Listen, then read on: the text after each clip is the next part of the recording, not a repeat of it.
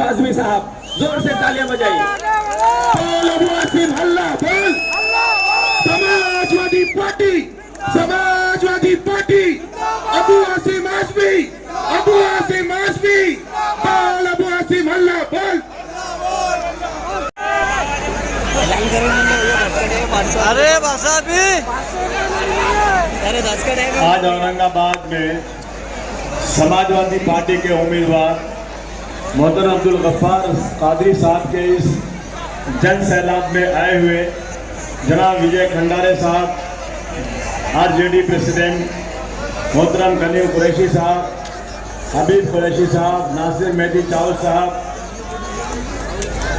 कादिर चाउल साहब, मूसा मेहदी चाउल साहब, जमीर खान साहब, मूसा फिरोज खान साहब, फराज साहब, डॉक्टर मीर कादरी साहब, मुस्तफ़ा खान साहब, ओवैस आलम साहब, सुनील प्रवाडिके साहब, सलमान चाउल साहब,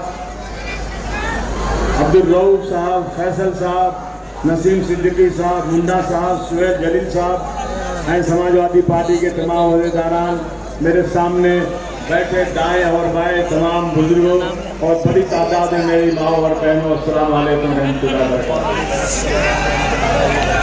हंगामा खड़ा करना मेरा मकसद नहीं, हंगामा खड़ा करना मेरा मकसद नहीं, मेरी कोशिश है कि सूरत बदलनी चाहिए। मेरे सीने में ना सही तो तेरे सीने में सही, हो कहीं भी आग लेकिन आग जलनी चाहिए। नौजवान साथियों, मुझे बहुत खुशी है कि मुझे एक बहुत ही अच्छे मजबूत उम्मीदवार मिले हैं। मैं हमेशा एक गाना गाता हूँ, किसी का हृदय जब कोई तोड़ दे, किसी का हृदय जब कोई तोड़ दे, तड़पता हुआ जब कोई छोड़ दे, तब तुम मेरे पास आना प्रिय, मेरा घर खुला है खुला ही रहेगा, मेरा घर खुला है खुला ही रहेगा। वाकई मैं तो नाम सुनता था डॉक्टर साहब का बहुत दिनों से कि बहुत मजबूत उम्मीदवार है और अल्हम्दुलिल्लाह अल्लाह ने उनको मेरे पास। आज माँ बाप के बाद अगर सबसे बड़ा दर्जा किसी का है तो टीचर का, उस्ताद का है। लोग टीचर की कितनी अहमियत रखते हैं। हम लोग जब छोटे थे, अगर बाजार में कहीं घूमते हुए हमारे टीचर ने देख लिया तो दूसरे दिन हमारी खैर नहीं, स्कूल में खड़े करके मार खाते थे, बाजार में क्यों जा रहे हो। बाप से ज्यादा डरते थे टीचर से। एक स्कूल में एक टीचर ने एक छोटे से बच्चे को बुलाकर खड़ा किया और कहा दूसरे बच्चों से इसको आपको मारो। 8 साल का बच्चा, 10 साल का बच्चा, दूसरे बच्चे जो गैर मुस्लिम है उससे मरवा रहे हैं, वो रो रहा है, और जोर से मारो और जोर से मारो, क्यों? ये मुसलमान है। यही देश में होगा। एक शख्स बंदूक लेता है, हमारी सिक्योरिटी में पुलिस वाले हैं, रेलवे के पुलिस वाले रेल के डिब्बे में मुसाफिरों की सिक्योरिटी के लिए खड़े रहते हैं और उसने 3 मुसलमानों को निकाला और गोली मार दिया। गोली मारने के बाद उसकी बदन पर, उसकी मैयत पर लात रख के कहता है इस देश में रहना है तो योगी और मोदी कहना पड़ेगा। इसको बर्दाश्त करें हम? क्या बोलिए, ये बर्दाश्त करने की बात है? हद हो चुकी है। उसको तो उसी वक्त सरकार को जो है फांसी की सजा सुना देना चाहिए था, लेकिन कोई सुनने को तैयार नहीं, आज कोई बात करने को तैयार नहीं। दोस्तों, एक तरफ फिरका परस्ती बढ़ती जा रही है, रोजाना सुबह से शाम तक सिर्फ एक ही बात है कि मुसलमान मुसलमान मुसलमान, हिंदू को उड़ाया जा रहा है। अभी आसाम का जो चीफ मिनिस्टर है वो तो जाके कह रहा है झारखंड में अभी बहुत से बाबर बाकी है देश में, इनको लात मार के यहाँ से निकालना पड़ेगा। ये हालात देश के आज हैं और हम लोग अलग अलग खानों में बटे हुए हैं। हम लोग इसका ख्याल नहीं कर रहे हैं। मेरे पे इल्जाम लगा रहे हैं कि आपने यहाँ टिकट दिया, ये किसकी सीट थी? किसी के बाप की सीट थी क्या? ये कौन चुन कर आया था? यहाँ पर यहाँ कौन चुन कर आया था? यहाँ सिटिंग कौन है? यहाँ बीजेपी सिटिंग है, बीजेपी चुन के आई थी। मैं बीजेपी से मुकाबला करना चाहता हूँ, हजार रास्ते से मैं बीजेपी से लड़कर ये सीट लाऊंगा। मेरा नाम लिया तो अच्छी बात नहीं होगी। ये कह रहे कि हमारी सीट पर आकर अबू आसिम ने आदमी खड़ा कर दिया, जैसा था किसी के बाप की सीट होती है। जब मैं लड़ रहा था मेरे सामने उम्मीदवार खड़ा किया, मेरा बेटा लड़ रहा था वह उम्मीदवार खड़ा किया, हालांकि जीते कहीं नहीं, हर जगह हार गए, लेकिन सामने खड़ा करके वोट काटने की कोशिश हमेशा करते हैं और इल्जाम हमारे ऊपर लगाने की बात करते हैं। दोस्तों, इसलिए मैं आज कहना चाहता हूं दोस्तों, आज आज वक्त बहुत खराब है, हम सबको मिल करके मुकाबला करना चाहिए। हमने जब ये लोग कह रहे थे ना, अब की बात 400 पार, अब की बात 400 पार, क्या है भाई ये कहता है अयोध्या से वहां का जो लड़ने वाला था एमपी, एक बार हमको 400 पार कर दो, हम देश के संविधान को बदल देंगे। सब इकट्ठा हो गए आप लोग। जितने थे मुस्लिम हिंदू डॉक्टर भीमराव अंबेडकर के अनुयायी, जो डॉक्टर अंबेडकर को मानते हैं, जो मौलाना अबुल कलाम को आज मानते हैं, जो लोग इस देश में गांधी जी की कातिल की मूर्ति बनाकर पूजा करना चाहते हैं, उनके खिलाफ जो लोग हैं वो सब इकट्ठा हो गए। अब की बात 400 पार वाले 240 पर आ गए, ताली बजाओ, 240 पे आ गए, पूरा घमंड टूट गया, हराम से नीचे गिर गए। लेकिन दो लोगों ने उनको बैसाखी दे दिया, दोनों पैर लड़े हैं, दो बैसाखी, एक नीतीश कुमार की, दूसरी चंद्रबाबू नायडू की। इसके पहले 10 साल तक इनका एक भी पार्लियामेंट में बिल वापस नहीं हुआ। आप इकट्ठा हुए ना, तो पार्लियामेंट से इनका वक्फ बोर्ड का बिल वापस हो गया, इनका मुंह टेढ़ा हो गया, बिल पास नहीं हुआ। ये इकट्ठा होने की वजह से हुआ है। इसलिए हम कहना चाहते हैं दोस्तों, अब की बात फिर इलेक्शन आ गया असेंबली का। असेंबली के इलेक्शन में जो लोग रोजाना फिरका परस्ती करते हैं, जिनके राज में विशालगढ़ के अंदर, यही कोल्हापुर में विशालगढ़ है, एक लेडी 15 दिन से कहती है कि हम जाएंगे विशालगढ़ में चढ़कर ऊपर वहां की मस्जिद को उसको शहीद करेंगे। जिस तरह से हम अयोध्या में गए थे, बाबर की छाती पर चढ़कर हमने वहां गेरुआ झंडा लगाया, वैसे ही हम करेंगे। 10 दिन तक चिल्लाती रही, पुलिस ने कोई एक्शन नहीं लिया। और उसके बाद वो वहां गए, जाने के बाद दरगाह के ऊपर चढ़े, दरगाह पे तोड़ताड़ किया, पहाड़ पे दरगाह है, नीचे उतरे, वहां से 3 किलोमीटर पे गजापुर एक जगह है, गजापुर, 50 मुसलमानों के घरों को तोड़ के बर्बाद कर दिया। औरतें अपने बच्चे को जंगल में लेकर चली गई अपनी हिफाजत के लिए। मस्जिद में घुसकर मीनारे को तोड़ा, मस्जिद में घुसकर जितने कुरान शरीफ थी उसको जला दिया। वो सरकार चाहिए आपको? बोलो, आपको सरकार चाहिए? और हम बर्दाश्त करते रहे। मुख्यमंत्री उसी दिन गए जिस दिन रात को कोई बयान नहीं। एक शख्स हुजूर सल्लल्लाहु अलैहि वसल्लम के खिलाफ बयान देता है। मैं बोला, अगर ये किसी मुस्लिम मुल्क में होता ना, तो फांसी देकर के इसकी लाश ठंडी हो गई होती। हुजूर सल्लल्लाहु अलैहि वसल्लम के खिलाफ कहते, दुनिया में जितने लोग हैं एहतराम के काबिल, दुनिया में जितने लोग हैं एहतराम के काबिल, मैं सबको मानता हूं मगर मुस्तफा के बाद। हुजूर सल्लल्लाहु अलैहि वसल्लम के खिलाफ बयानबाजी, उसको सजा होना चाहिए, उसको समाज से बाहर निकालना चाहिए। लेकिन हमारे मुख्यमंत्री और हमारे डिप्टी चीफ मिनिस्टर अपने बगल में बिठाकर कहते हैं कि तुम फिक्र मत करो, तुम्हारा कोई बाल बांका नहीं कर सकता, हम तुम्हारे साथ हैं।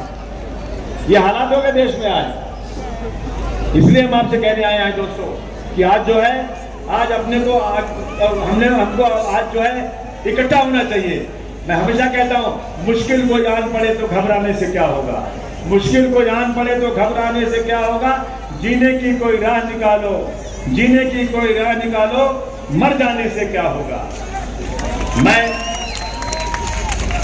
सब मिलकर आवाज उठाएं तो शायद चाँद में कोई रो पड़े। मैं तन्हा जुगनू हूं, मेरे तन्हा चिल्लाने से क्या होगा। साथ आइए आप लोग, और ऐसी सरकार को उखाड़ के फेंक देना है। महंगाई बढ़ती जा रही है, लहसुन 40 मशीन जो है 400 रुपए किलो, टमाटर महंगा, तनख्वाह कम होती जा रही है। ये बहनें बैठी हैं, मेरी रोज बीवी मुझसे कहती है कि मैं बाजार जाती हूँ तो इतना महंगा सामान है, चलो हम तो खरीद सकते हैं, लेकिन जिसको 10,000 15,000 की तनख्वाह मिलती है वो कैसे रोजी रोटी चलाता होगा, कैसे अपना घर चलाता होगा। रोजाना बढ़ता जा रहा है। बिजली की बिल महाराष्ट्र में सबसे ज्यादा है, और टैक्स में 100 रुपए में 38 रुपया, 38% महाराष्ट्र टैक्स देता है। 100 में 38 रुपया महाराष्ट्र का हिस्सा है। लेकिन दिल्ली की सरकार 100 में 38 लेने के बाद हमें 100 में 7 रुपया देती है और सबसे ज्यादा बिजली की बिल महाराष्ट्र में आती है। बोले बिजली बिल ज्यादा है कि नहीं आप लोगों के यहाँ? 1500 रुपया लाडली बहना का नाम देकर 2500 रुपया बिजली के नाम पे ले रहे हैं। ये क्या है, मजाक बना रखा है?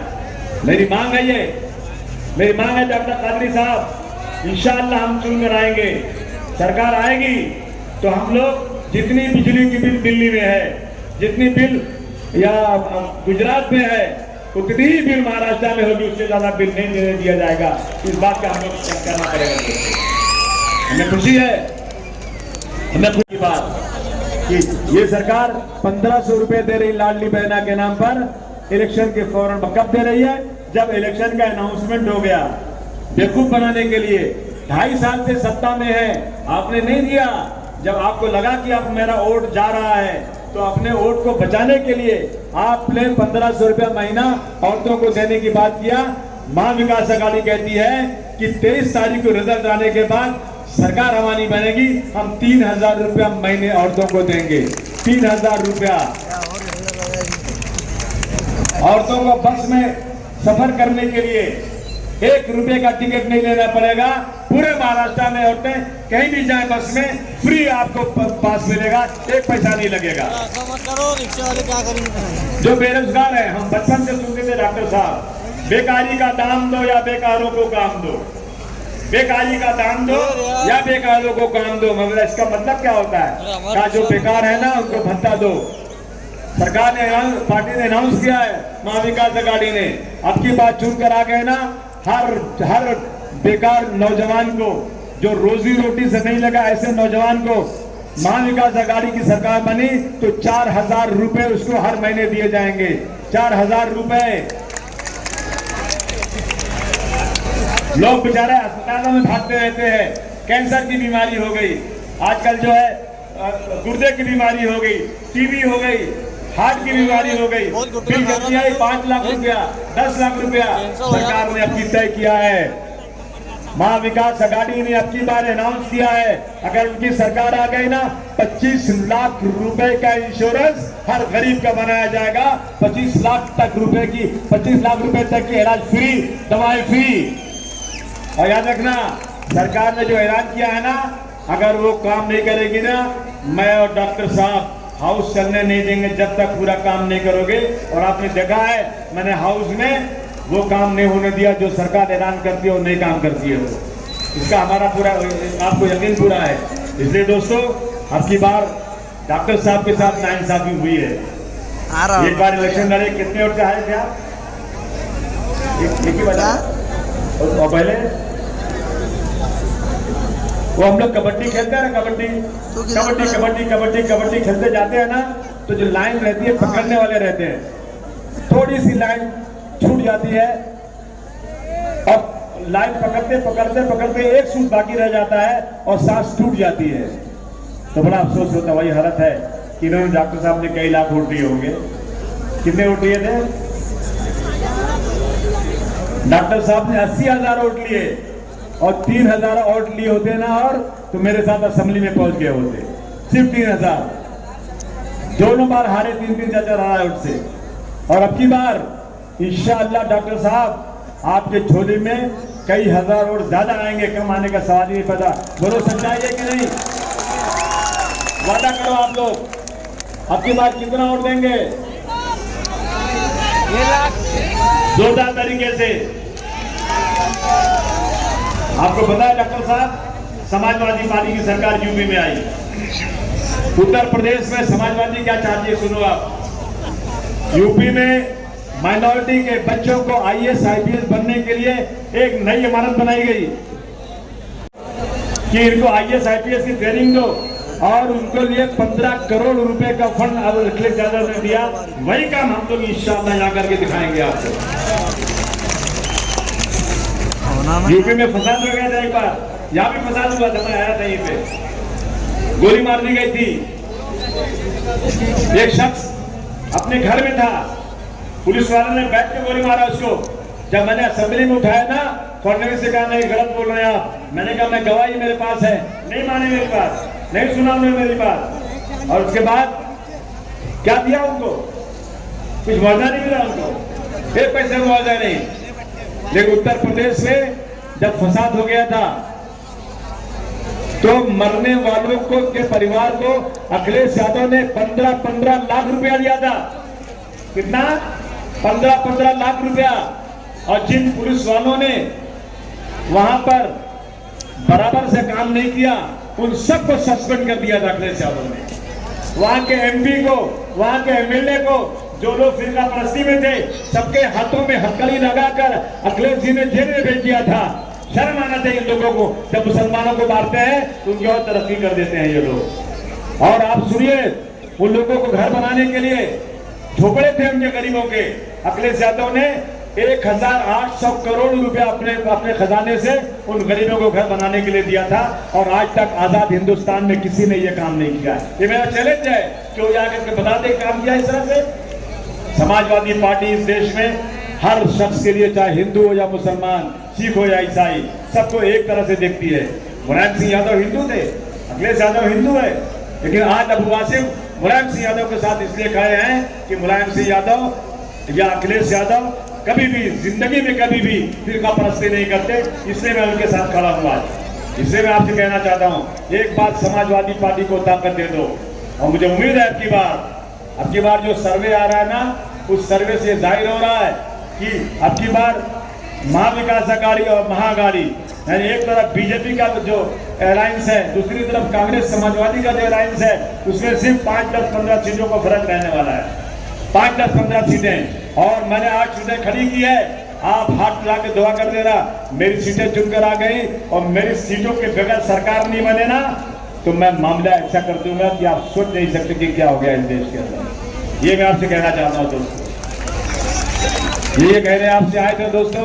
हमें उम्मीद ही नहीं, हमें पूरा भरोसा है इंशाअल्लाह ताला अब की बार औरंगाबाद में समाजवादी की साइकिल चलेगी। चलेगी कि नहीं चलेगी? चलना ही चाहिए। जितने सामने आ रहे हैं ना, वो बोगस है, किसी काम के नहीं है, किसी काम के नहीं है। बैठिए जरा, बैठिए अभी, बैठिए, बात सुनिए अभी। इसे मेरा कहना है दोस्तों कि अब सिर्फ कुछ नहीं होगा, सिर्फ फोटो को हिलाने से कुछ नहीं होगा, सिर्फ फोटो को हिलाने से कुछ नहीं होगा।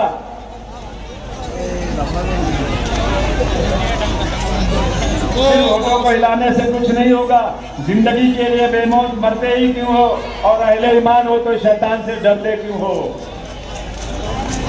तुम भी महफूज कहां अपने ठिकाने पे हो, बाद अखलाक तुम ही लोग निशाने पे हो। सारे गम सारे शिकवे सारे गिले भुला के उठो, सारे गम सारे शिकवे भुला के उठो। जो भी झगड़े आपस में भुला के उठो। अब अगर एक ना हो पाए तो मिट जाओगे, तुम भी खुश पत्तों की तरह बिखर जाओगे। मैं आपसे कहने आया हूं दोस्तों आज कि हम लोग सब कुछ भूल करके, जिस तरह से इंडिया अलायंस में हम लोगों ने एक साथ मिल करके 400 पार वालों को 240 पे लाया, अब की बार इनको ला दो कम से कम 70-75 सीट पर, बाकी महाविकास अघाड़ी की सरकार ला दो, इंशाल्लाह इनकलाब आ जाएगा महाराष्ट्र के अंदर। सबसे बड़ी बात यह है, एक ही बात कहता हूं कि जो सरकार हुजूर सल्लल्लाहु अलैहि वसल्लम के खिलाफ गुस्ताखी करने वाली हो, हुजूर सल्लल्लाहु अलैहि वसल्लम की गुस्ताखी करने वाली हो, और वो सरकार उस गुस्ताख के साथ खड़ी रहे, तो मुझे हाथ उठाकर बताओ, क्या ऐसी सरकार को वोट देना चाहिए? ऐसी पार्टी को वोट देना चाहिए? एक लोगों का हाथ उठना चाहिए, एक लोगों का हाथ उठना चाहिए। लड़ाई हमारी उनकी है, हम हाथ उठा नहीं सकते। हमारी लड़ाई है, बीच में हट जाओ तुम लोग। तुम दलाल लोग हो, तुम अंदर से मिले हुए हो। अब ये जरूरत नहीं तुम्हारी इस वक्त जरूरत है डॉक्टर साहब की।